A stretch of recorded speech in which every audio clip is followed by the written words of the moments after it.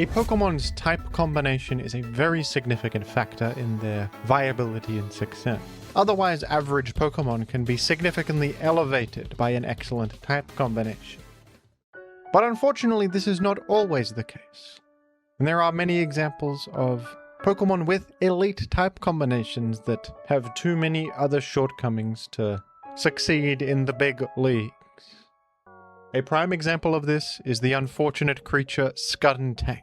It is no secret that this Pokemon stinks. It is ranked ZU in Gen 9, which is the lowest possible competitive tier, and historically, it has also not been that amazing. Which is a little bit surprising when you factor in that Skuntank has one of the strongest type combinations in the whole game. The Poison Dark type combination. This is one of those elite type combos that is not often talked about because there's not that many examples of really amazing Poison Dark types. When you look at the traits of this typing, it is really spectacular. Poison and Dark are extremely complementary to one another. Poison types are weak to Psychic, and Dark offers an immunity to Psychic, removing a key weakness. Dark types are vulnerable to Fairy type attacks and Fighting type attacks. Poison offers a resistance to these types, cancelling out even more weaknesses. The result is a typing where the only weakness is to one type, Ground. And even though Ground is not an amazing weakness to have, it is also a pretty easy weakness to cover with a teammate since Flying type and Levitating Pokemon are immune to Ground. Offensively, this typing is not bad either. Dark is a very strong offensive type, and Poison has its merit too. This typing also, of course, offers a complete immunity to being poisoned, which is highly significant. It allows you to erase toxic spikes from the field on switch-in, you're immune to Psychic as already mentioned, and you're immune to Prankster moves from the Dark typing. Absolutely incredible! However, all the beautiful advantages of this type combination are not enough to make Skuntank any good competitively. One of the biggest problems with Skuntank is its fairly low stat distribution. It does have a respectable HP stat. It's relatively fast as well, but its defenses are terrible at only 67 and 61, and offensively it's a bit lacking too with only 93 attack. These stats are just quite average. They are not spectacular. Skuntank unfortunately does not excel in any area. Has a weird identity as a result.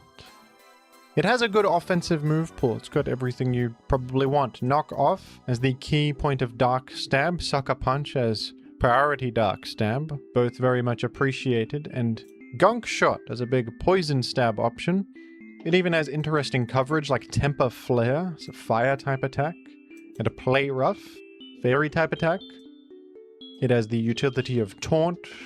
This is a workable offensive moveset. However, offensively speaking, Skuntank only has 84 speed, which is just not really going to cut it. Even back in Gen 4 it didn't cut it, let alone in Gen 9. And 93 attack is just not enough. The guy's not that threatening. The typing really lends itself more to a defensive Pokemon, and Skuntank cannot function defensively very well. Not only because its defense stats are too low, but also it doesn't really have good utility options to take advantage of switch-ins. So this is a Pokemon with one of the strongest type combinations in the whole game that cannot get anything out of it, due to having no real way to take advantage of the strengths of the typing. And even though, as I said earlier, there is no real truly excellent Poison Dark type, Skuntank does still have competition with other Poison Dark types that are a little bit better at taking advantage of that typing. Probably the best example would be Alolan Muck, who is only ranked RU in Gen 9. Not an amazing Pokemon in this generation, but it is a much better Pokemon. This Pokemon actually has good bulk with 105 HP and 100 base special defense. Workable when your typing is so elite. You can also throw an Assault Vest on Alolan Muck, that's a popular thing to do, and that will do you pretty well. Alolan Muck was actually pretty damn good in earlier generations. In Gen 7, it was a very good answer to Tapu Lele, since it's immune to Psychic and neutral to Fairy, as well as neutral to the coverage of Focus Blast. It could switch in and threaten Tapu Lele with Poison-type damage. And Alolan Muck was even good up in Ubers, as a nice answer to threats like Mega Mewtwo Y and Xerneas, which is pretty incredible for Alolan Muck. Shows you the potential of this typing. in the right circumstance. Unfortunately, Skuntank has never reached such heights, and is rather outclassed by Alolan Muck, who is a better version of it. Pretty much. However, it's not all bad for the Skuntank family, and Skuntank can at least be proud of his son, Stunky. Because in the Little Cup tier, Stunky is actually one of the strongest Pokemon. Stunky also has the Poison Dark typing, and it is competing with little babies, who all have pretty low stats. So Stunky actually has good stats considering its competition, and it has that elite typing, and those key options like Knockoff, Gunk Shot, Sucker Punch, Temper Flare, etc. Stunky is actually pretty damn outstanding in Little Cup. So worry not, Skuntank, you walked so Stunky could run. What an inspiration you are to us all, Skuntank, a selfless father. Up next is Spiritomb, another Pokemon ranked ZU in Gen 9, despite having an excellent typing. This typing is noteworthy, because this was once the only typing in the game to have no weaknesses whatsoever. In Generation 5 and prior, this was true. A Dark Ghost type had no weaknesses at all. Of course, in Gen 6 they added the Fairy type. This is no longer true, as Dark Ghost types are now weak to Fairy ever since this type was added in Gen 6, but this is still a very good type combination. It only has one weakness, and it has many immunities. You're immune to Fighting, Normal, and Psychic type attacks. You're also immune to Prankster moves, and immune to being trapped. A Dark Ghost type does not have much in the way of resistances, just a single resistance to poison, but overall a very powerful type combination, with a lot to be thankful for. Spiritomb is a Pokemon with 50 base HP, which is very low. Spiritomb makes up for this a little bit with relatively high defenses, 108 in each defensive stat. But it is also a very slow Pokemon, clocking in at only 35 base speed. And its offenses are rather low as well, only 92 in each. Spiritomb would probably be able to leverage these decent defenses and its great typing to function as a relatively okay defensive Pokemon, if not for the fact that this Pokemon really lacks good healing options. The best healing option Spiritomb has access to is Pain Split, which it can use reasonably well due to its low HP value. It will average its HP in the enemies, resulting in a heal much of the time and lowering their HP. But this is an unreliable way to heal. The situation needs to be such that you actually gain HP from the exchange, whereas something like Recover just always heals. Obviously, you would prefer Recover, but you don't have it. You have Pain Split, and perhaps Rest is the only other option, but Rest is of course an unreliable way to heal. It'll be interesting to see how much more viable Spiritomb would be if it just had a good healing option. I think this is one of the things really dragging it down. This in combination with its bulk being okay, but not enough to really carry it or anything. An issue with the Ghost Dark typing is that, yes, you're only weak to one type, and you have a lot of great immunities, but you're also lacking in resistances, as I just mentioned. You are neutral to most attacking types in the game, and neutral damage over the course of the series has only risen and risen in power. The base power of attacks has risen, stats have risen, power creep is happening all around Spiritomb. So having a typing like this is not really enough. When you get hit by something like a Great Tusk Headlong Rush, for example, it feels like it's dealing super effective damage because it's just so high in base power, and Great Tusk is so powerful.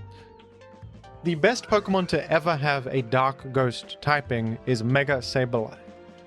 And that is because it can actually take advantage of this typing to the greatest extent possible, I think, compared to any other Pokemon that's ever had this typing. Mega Sableye has the same base 50 HP as Spiritomb, but its defenses are significantly higher. 125 physical defense and 115 special defense. It also has the excellent defensive ability Magic Bounce, which is one of the strongest abilities in the game, effectively making it immune to status and bouncing back things like hazards. Very powerful ability. Spiritomb, on the other hand, only has the ability Infiltrator, which can ignore substitutes and reflect effects. It's an alright ability, but it's not going to carry a Pokemon to excellence or anything, and it doesn't really fit on Spiritomb either. The other option is Pressure, which is maybe a bit better of a fit on a defensive Pokemon, but not outstanding either. Magic Bounce, on the other hand, is an ability that is actually able to elevate you to another level. And of course, Mega Sableye has the straightforward healing option of Recover, which is extremely important. Spiritomb, compared to Mega Sableye, is feeling kind of sourceless. It has average stats, significantly lower bulk. I mean, you are comparing it to a Mega, but still. It at least has Will-O-Wisp and Foul Play, which are good options, but the lack of reliable healing, a pretty irrelevant ability, and fairly low bulk, as well as few resistances from the typing, are what bring Spiritomb down, and lead it to not being able to succeed despite having such a good typing in theory.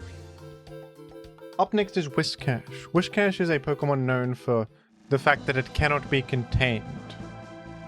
There is video footage of somebody throwing a Master Ball at Whiscash. Whiscash simply eats the Master Ball, nullifying its effects, reducing one of the most valuable resources in the Pokemon universe to a mere meal, and refusing to be captured. Whiscash has an indomitable spirit that most of us could learn something from. However, on the battlefield, Whiscash is a little bit more underwhelming. It's yet another Pokemon ranked in the ZU tier in Gen 9, and it has a poor history as well. It's never been good, even when it debuted in Gen 3. However, Whiscash has one of the strongest type combinations in the game, the famous Water-Ground type combination. Yet another example of two types that complement one another perfectly.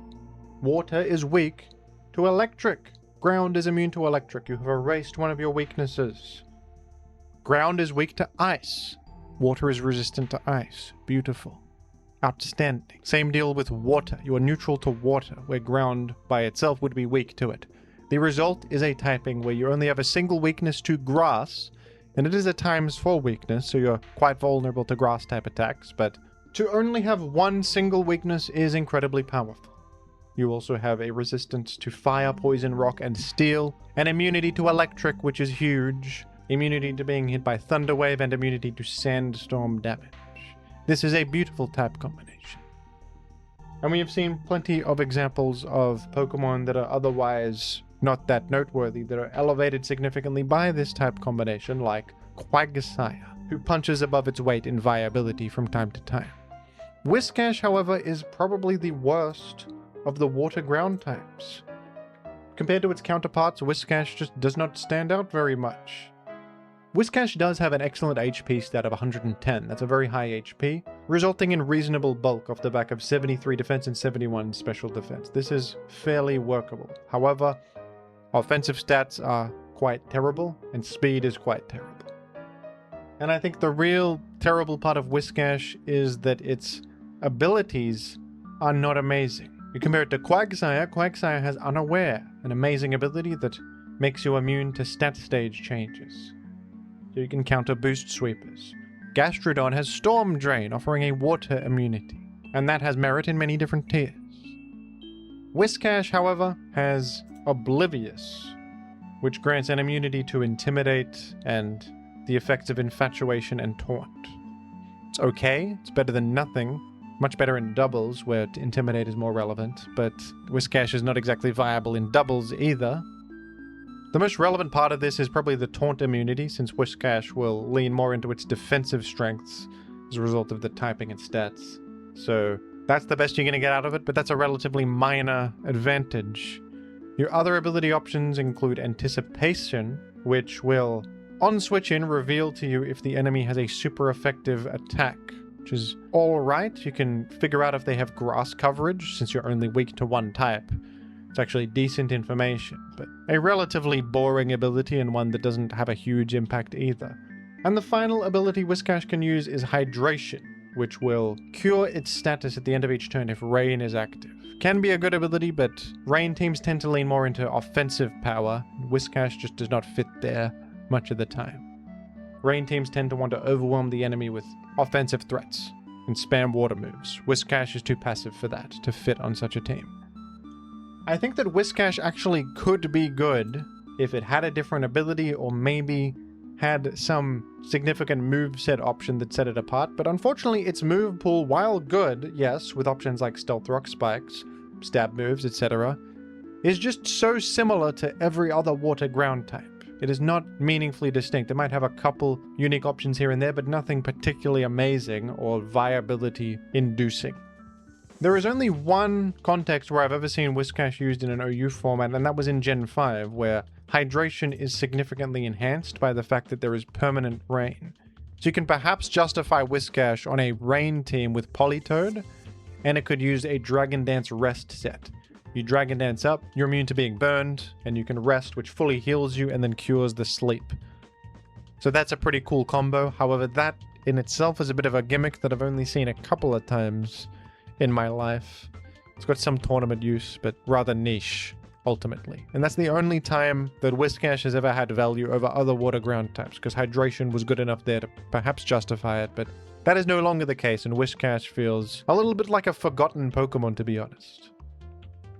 I think this will be a cool Pokemon to buff or give a new evolution or form or something, because it's a fun Pokemon. It's a happy little capped fish creature with a delightful smile. I think it could be a cool guy to revisit. It's just an unfortunate scenario of overlap. There are so many water ground types that are just strictly better, so there's no real reason to use Whiscash in particular. Up next is Drifblim, who I think is one of the most unique Pokemon ever made. It's a weird Pokemon all around. It really stands out. Unfortunately, though, standing out doesn't help you much in this world. And Drifblim also finds itself ranked in the low tier of ZU in Gen 9.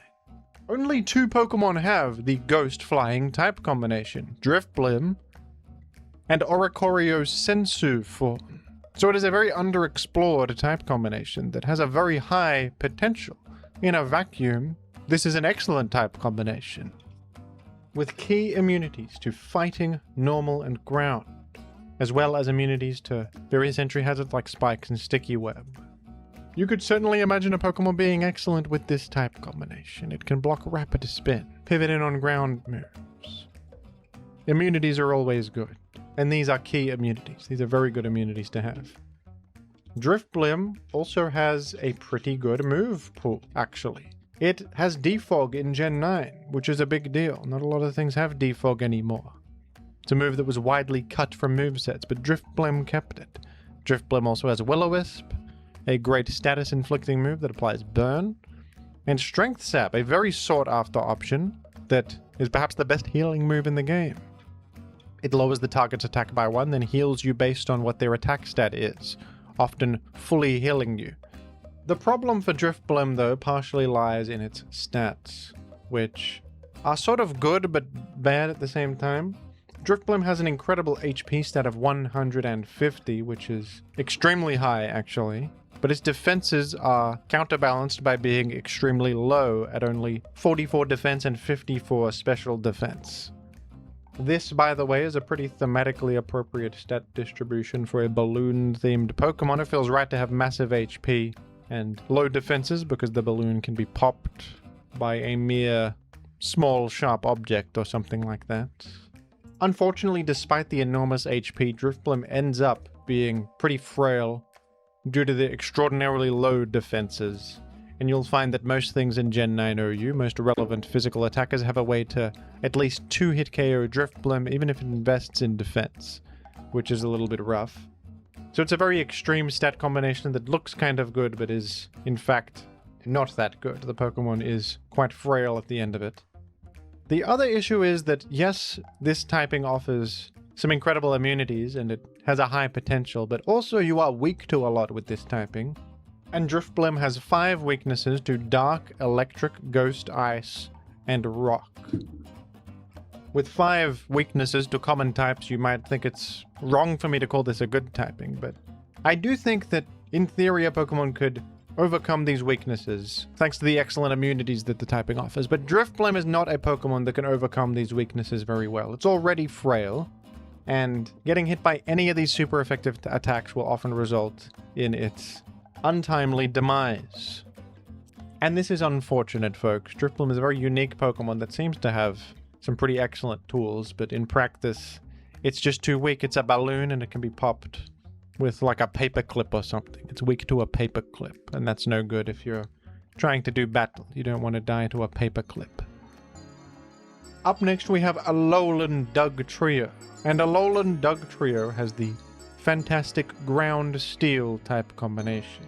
A very successful type combination historically. Excadrill was a top-tier Pokemon for many generations, largely thanks to this great type combination. Iron Treads is currently doing incredibly well in Gen 9 OU. Largely thanks to this type combination. Also, with a ground steel typing, you have an incredible assortment of resistances. You're resistant to Bug, Dragon, Fairy, Flying, Normal, Psychic, Rock, and Steel. You also have immunities to Electric and Poison type attacks, which is outstanding. You're immune to Sandstorm damage, immune to being poisoned. And yes, you have 4 weaknesses, but goodness gracious, all the other advantages certainly outweigh those weaknesses. And this is undoubtedly an amazing type combination.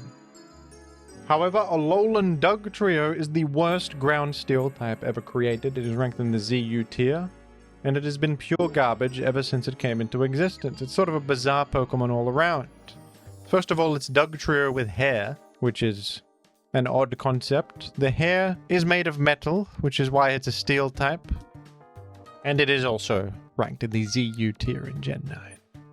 This Pokemon has truly atrocious bulk. Its HP is only 35, which is an absolute death sentence. That's a very low HP, and its defenses are also very low, with only 60 physical defense and 70 special defense.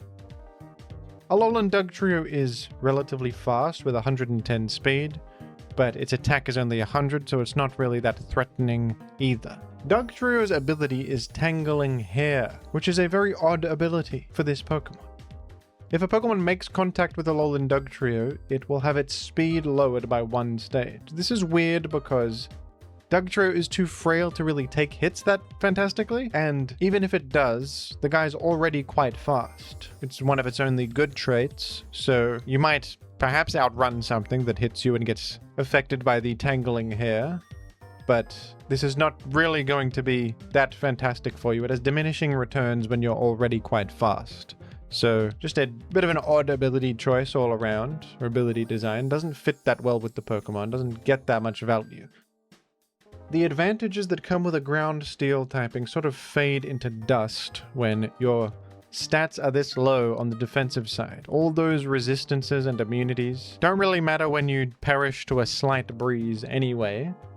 This Pokemon's clearly designed as more of an offensive threat, but even then it is lackluster. With only 100 attack, 110 speed is good, but in the modern world there are faster things that exist, and this Pokemon is completely unremarkable compared to various peers. A great type combination cannot help you if you don't want to help yourself, Alolan Dugtrio. Make something of yourself, Alolan Dugtrio. Be better than this. Get a haircut, for goodness sake. You look ridiculous. You look ridiculous, Alolan Dugtrio.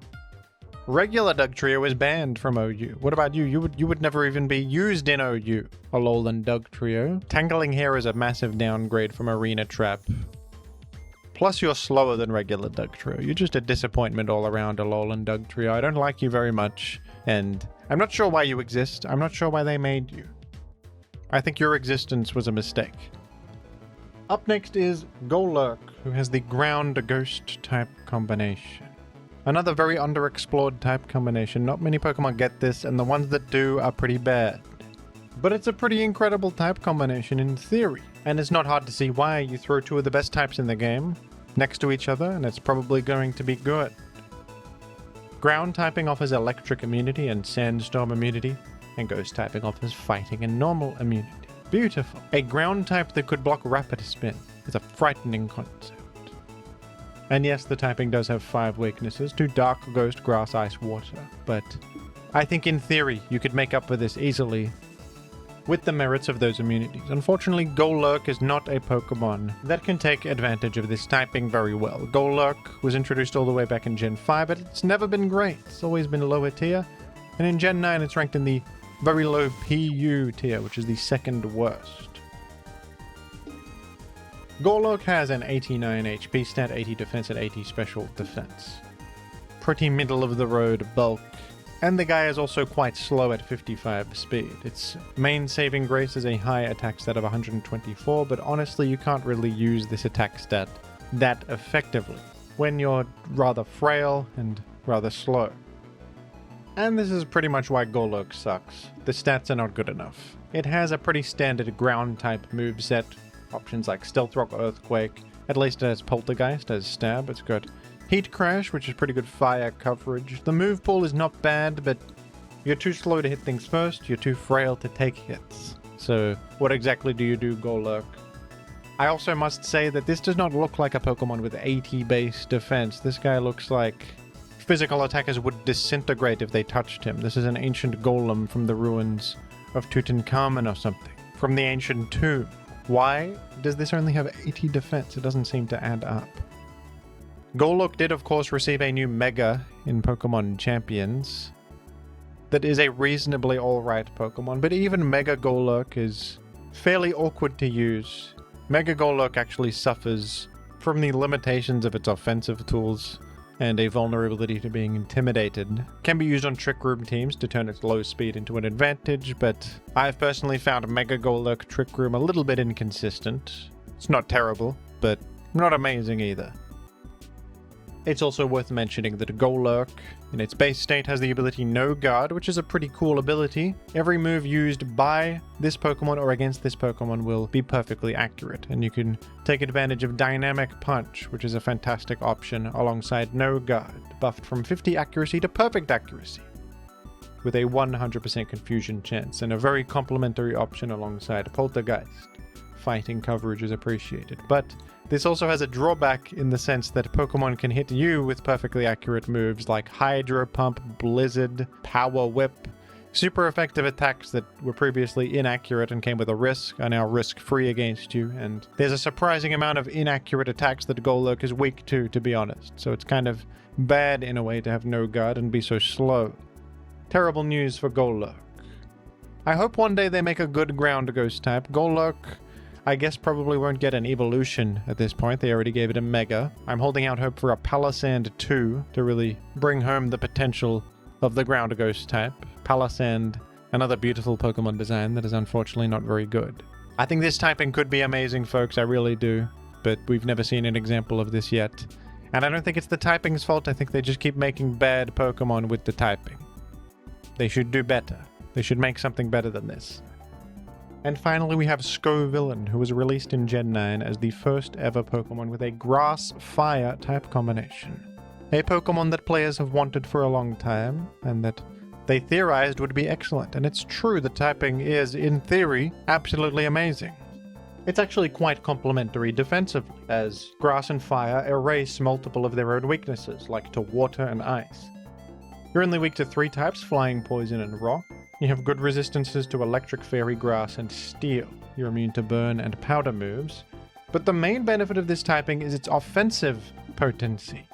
Grass and Fire have always been commonly used together as an offensive combination. They work extremely well together.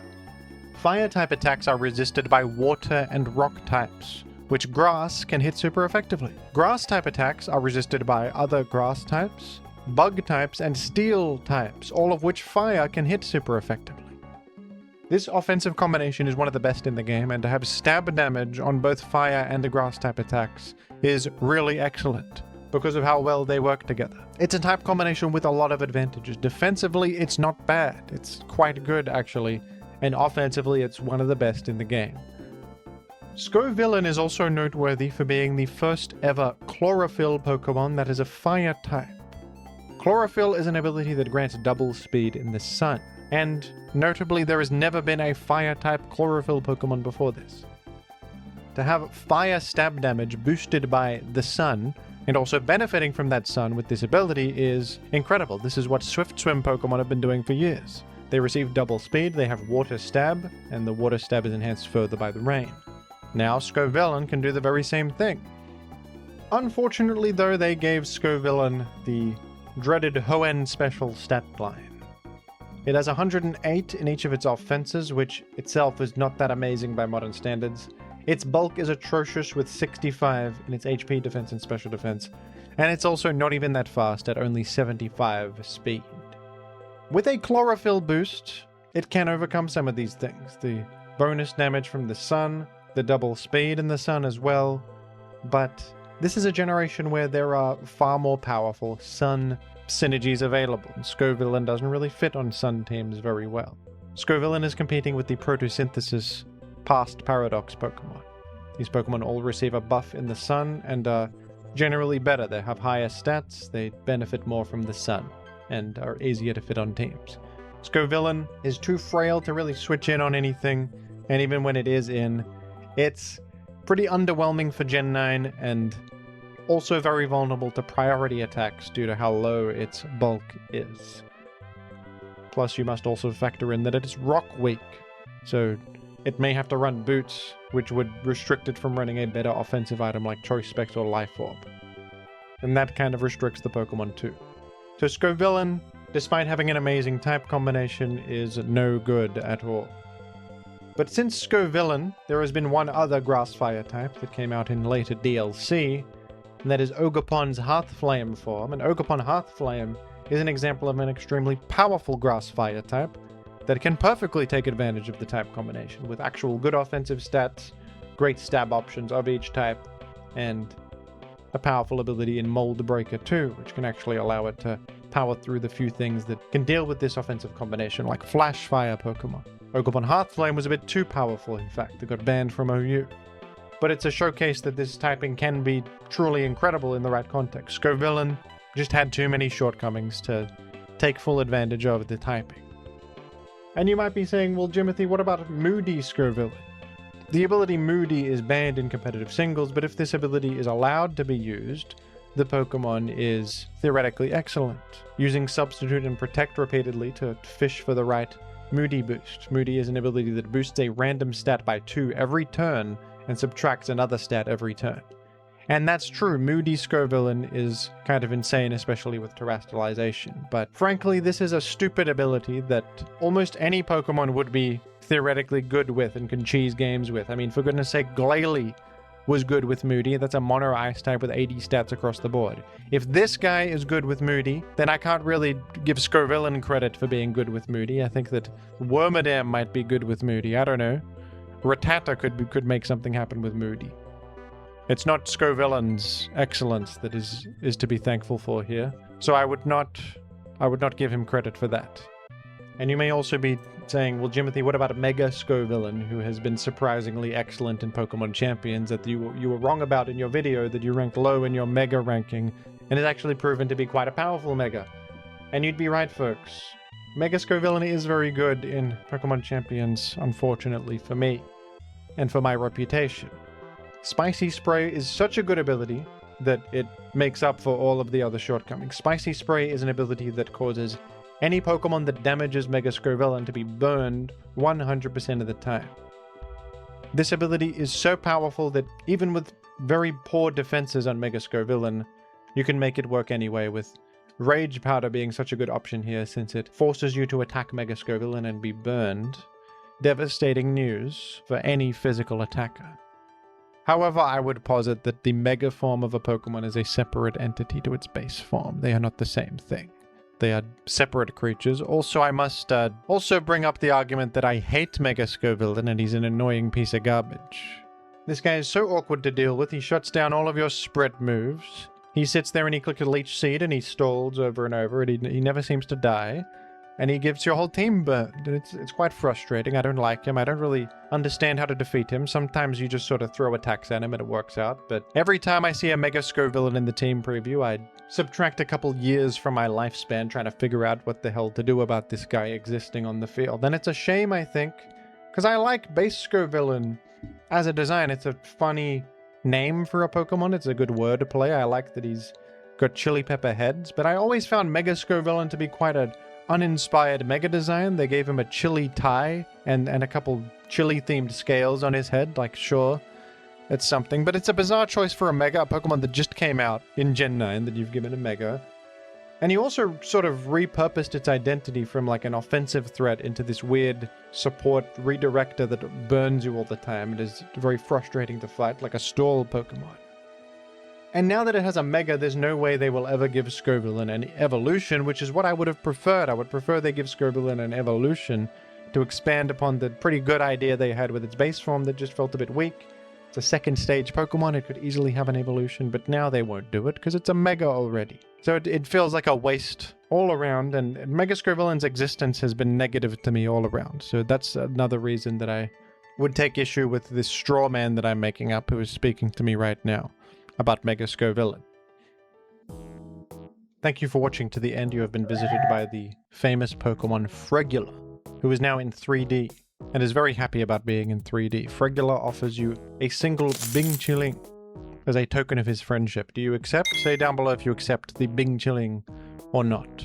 It's an important choice. I need to know what your course of action is here. It's absolutely imperative to me.